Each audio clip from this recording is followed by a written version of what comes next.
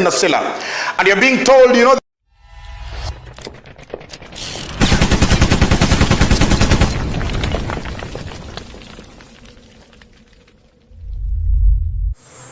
yeah, so like we promised earlier, we are back and we are going on with the synopsis of the chapters. And like we said earlier, we'll be analyzing the first 4 chapters, and then once we are through, we will dig deep into the themes, the features of style, and character and characterization, and also questions will be there. Chapter number 4. Chapter number 4, the main thing that we talk about is the Oncoming Ceremony. Remember, we are being told in the book, if you read very well, that for roughly 30 years, Parsimei Olekailo has lived in Nakuru. So the person who had been given the mandate as the firstborn, even if he was the secondborn, the person who was taking control was Simiren, who we find is the brother of Parsimei Olekailo, younger brother in fact. So now that Olekailo has come back, it will be his mandate to take over as the firstborn. And so there must be Oncoming Ceremony in order to relink, link again Parsimei Olekailo to the Nasilian fold. Now, number 1, I only talk about the following things. I will talk about the party that is in the Oncoming Ceremony. I will talk about the clans that were invited in this chapter. Then I will talk about in this chapter the 3 things that I say again: the party, and then the clans that are invited to attend the party. Then I will talk about Taio meeting Joseph Parmuat, and the theme of love will come out.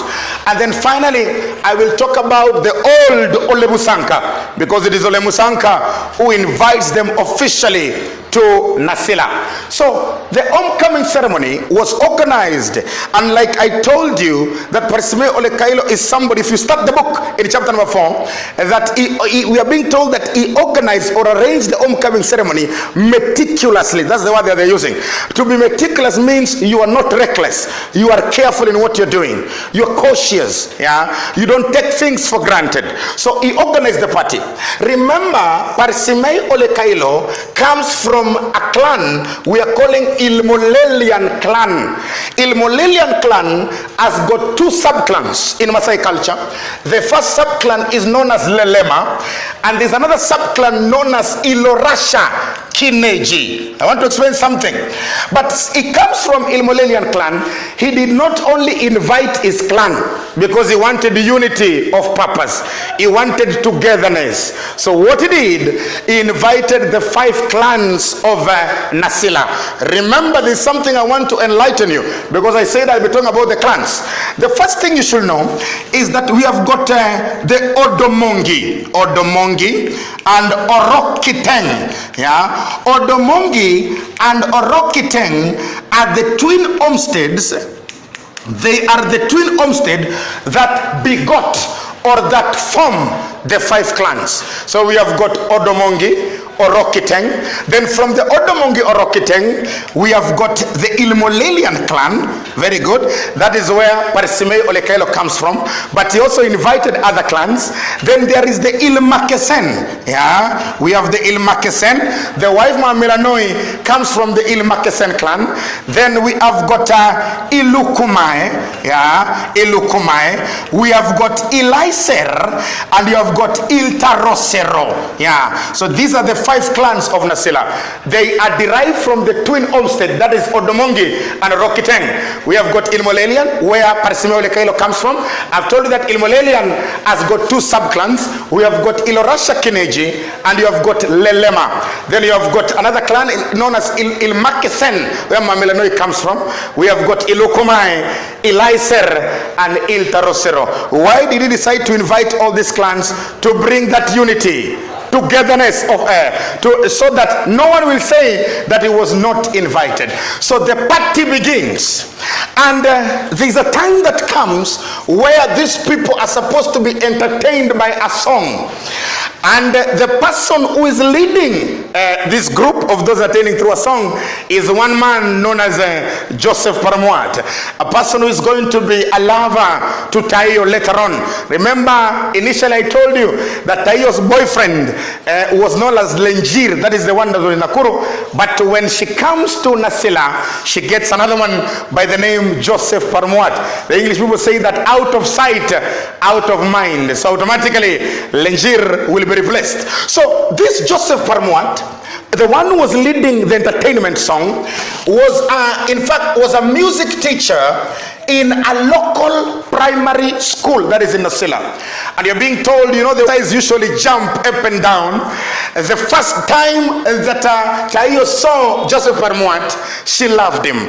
In fact, we call it love at first sight. And one of the other things that were peculiar about Joseph Paramouat that made Tayo to love him at first sight was that this person was a music teacher. And remember, Tayo has got history in music. Back to when we began the book, I told you that there is a radio station that had invited Tayo to go to Mombasa to attend a music extravaganza, and the father refused, denoting that or saying that going to a music extravaganza is tantamount or equal to adultery or prostitution.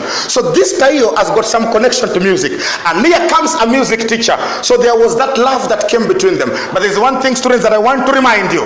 According to Maasai culture, if you belong to the same clan, you are like a brother and sister. You cannot be in a relationship and you cannot get married. Joseph Paramouat is from the Ilmolelian clan. Tayo is from the Ilmolelian clan. They don't know. Tayo does not know. But because of the love that is between them, they are breaking a rule in Maasai culture. Remember, the person who enlightened them is Simiren. When they were seen standing later on in the party, you shall see, Simiren alerts the mother and even asks, and is in the book, who is that man that your daughter is standing with? Don't you realize that they are from the same clan? They are from the same sub-clan.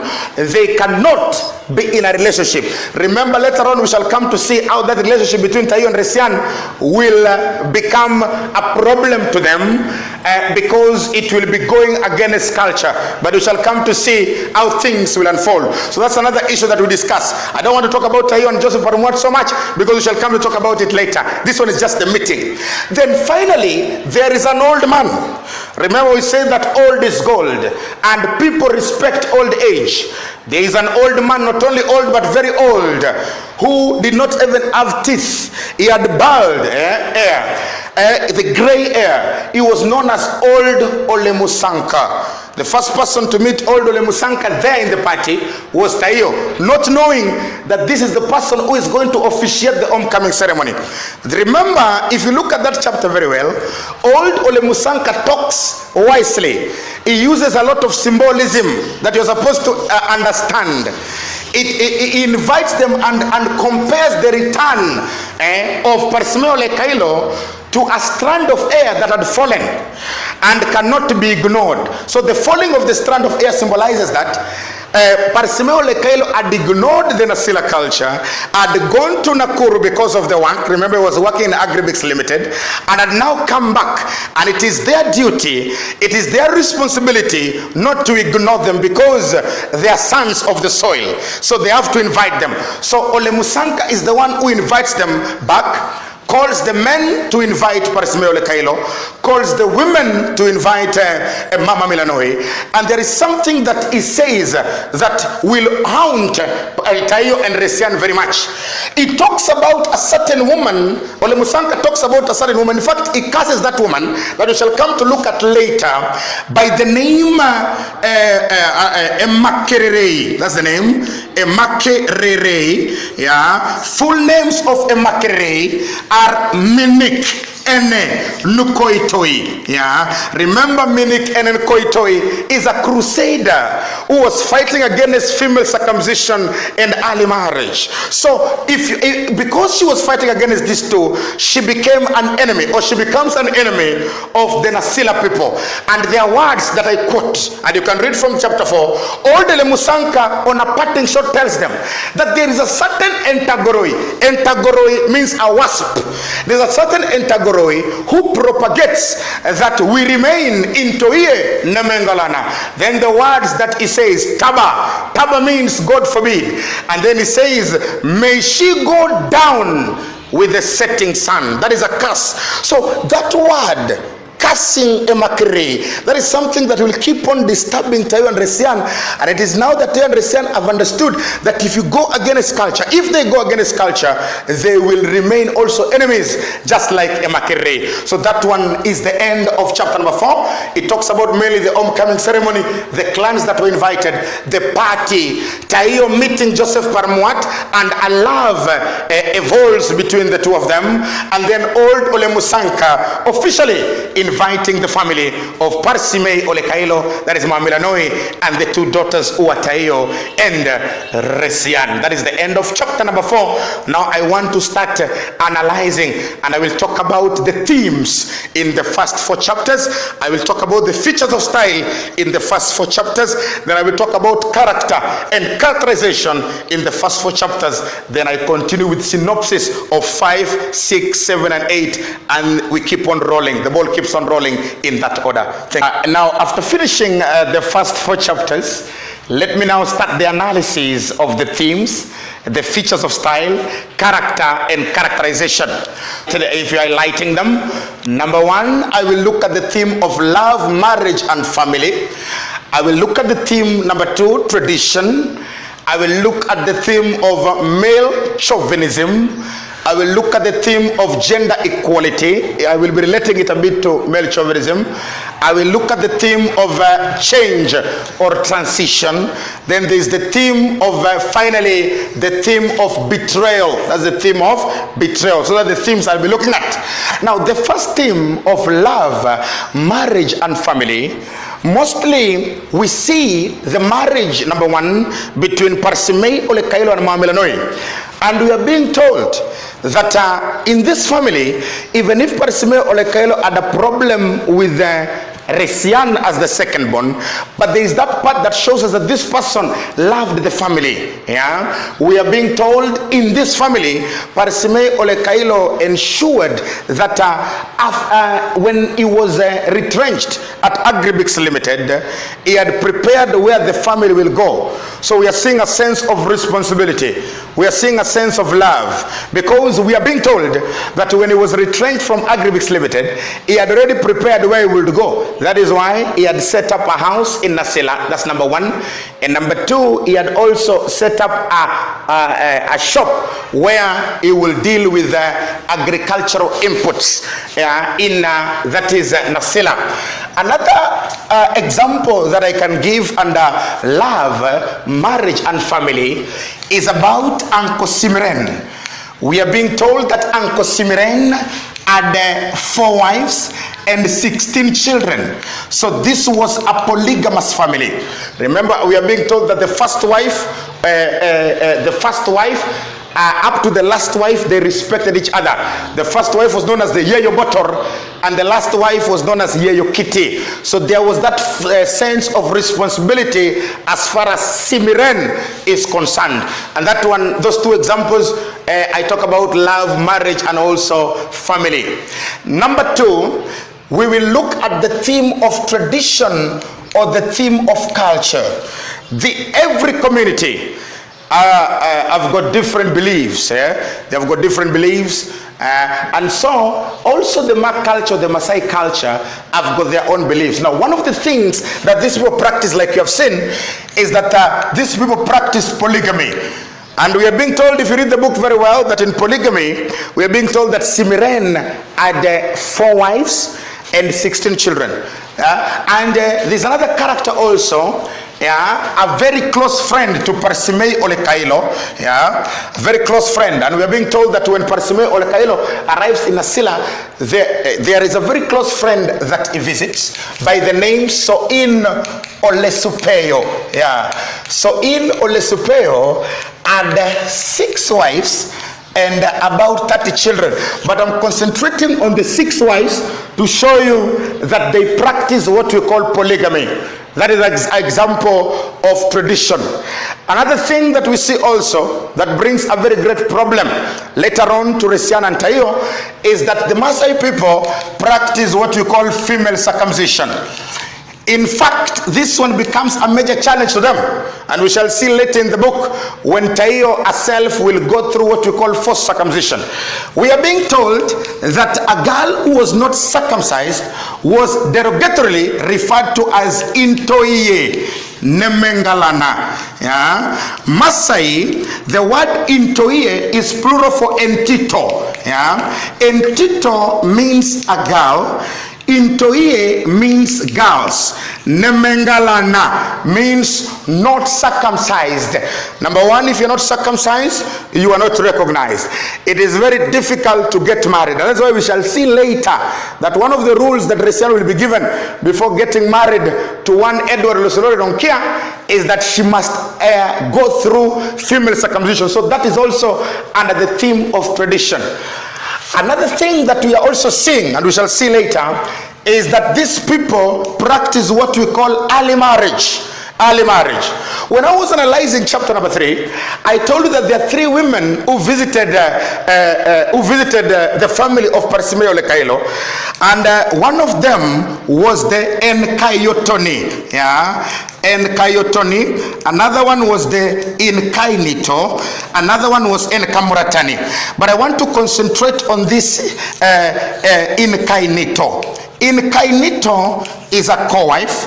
Enkayotoni, I told you, is a midwife, and then Enkamuratani is a female circumciser. So one thing that you have to know is that we shall see later that these people also practice what we call early marriage, and that one is also under the theme of what? Tradition. Now, another theme that dominates, there is male chauvinism. What is male chauvinism? Or how do you define male chauvinism? Male chauvinism is where men feel superior and there is that domineering. I want to repeat again. Men feel superior and there is that domineering attitude over the women. Where you find out that in the family of Parsimei Olekailo, is the overall decision maker, and Mama Milanoi has to follow. Mama Milanoi has to submit without question.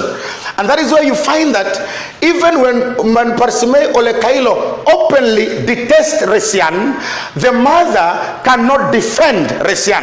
When Parsimei Olekailo refuses to take Resian and Tayo to Egerton University, remember we are being told, and I quote, that Resian wanted to join Egerton University, and she says in the book that I don't want to go and sell in that shop called Nasila. I want to go to Egerton University. I want to do veterinary medicine. I want to become a veterinary doctor.